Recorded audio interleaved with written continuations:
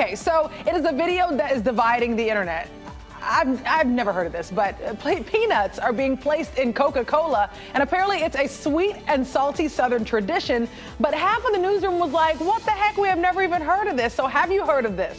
So apparently it originated in the South decades ago, possibly in like the 1920s. The concept is that workers would have two items as a snack, but they didn't feel like washing their hands to touch the peanuts. So they just tossed the peanuts inside of the Coca-Cola. The other theory, though, is that it was done so you could have one hand free while you were snacking or smoking at work. I've never heard of this concept at all, so let's just do a quick poll before we, let's do a quick poll before we begin. Have you all heard of this concept? Yes.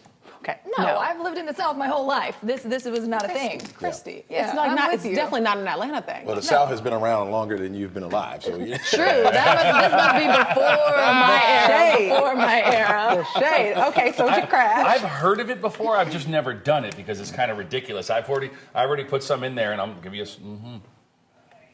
a. Drum roll. It tastes like a Coke.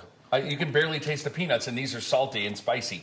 So I don't know. And plus, I'm afraid to take a big swig because I'm going to choke on a peanut. Right. I used to work on a farm in the South Carolina. Yeah. Oh, okay. Yeah, back in the day. Back in the day. And yeah, I've seen that done. Typically, people would have a soda and some nabs or peanuts, and they would just pour them in there and drink them. It wasn't. Just convenience? I guess, maybe the hand thing makes some sense to that because you're working in a That makes field. absolutely that kind no of sense to me. You're working in a field.